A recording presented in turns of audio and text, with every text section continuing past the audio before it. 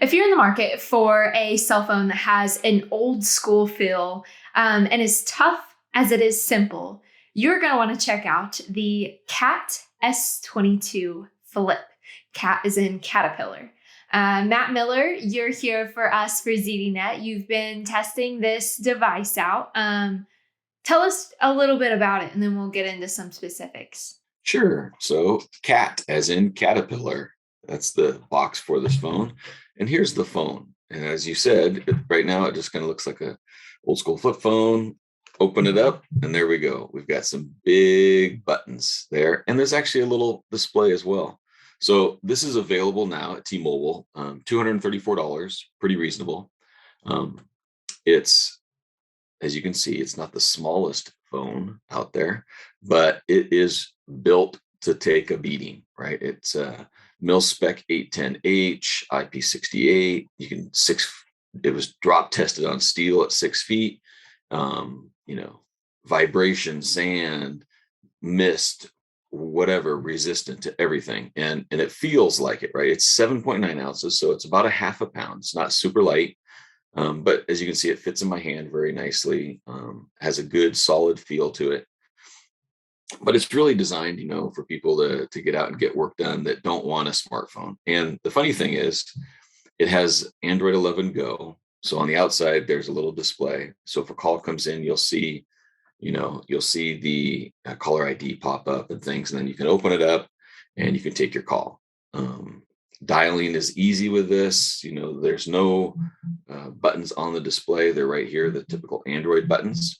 And the nice thing is it does have a 2.8-inch display on there, and it's a full touchscreen Android display.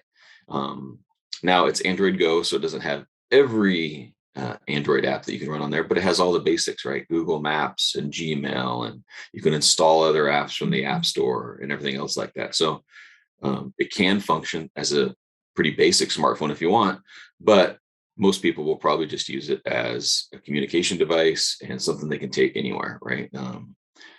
It has a Qualcomm 215 processor, 2 gigs of RAM, 16 gigs of storage, plus a micro SD card slot. So it's not going to be your flagship phone, but it's built for a certain purpose. It also has LTE, not 5G. It does have GPS, Bluetooth, Wi-Fi, all of that kind of stuff inside it too. So there's also 2 cameras. There's one on the front here that is a 5 megapixel camera. And then on the inside, up above the display, there's another 2 megapixel one. The intent there is that the 5 megapixel, even though it's on the back, when you're holding the phone, the viewfinder's here. So then you can actually take, and it does a pretty decent job, right? You're on the job site. You want to capture, a pipe or something like that. You take a quick little picture and send that along. It's not a blazing fast Android experience. With the Qualcomm 215, it gets the job done. It's not going to be challenging you for watching movies or anything crazy like that with it. But I love the buttons. It's got a matte finish with a very tactile feel. So when you push a button, it has a very nice feedback. They're well spaced. There's some people that, a lot of my coworkers, they see this and they're like, oh, can I just go back to a flip phone? And the thing about it is, you can go to a phone like this for your calls and your basics, but it has mobile hotspot capability, right? So then you can carry an iPad or an Android tablet or something. If you really want to get a lot of stuff done on the go, you can just use this as your modem, essentially. Just remember, as I said, it's 4G LTE. It's not the 5G, but it's on T-Mobile, and that's a pretty broad signal right now for 4G too. You said this phone was built for a purpose, and I feel like that the same thing can be said. It was built for a specific person. Who is this phone going to be very useful for? What group of individuals?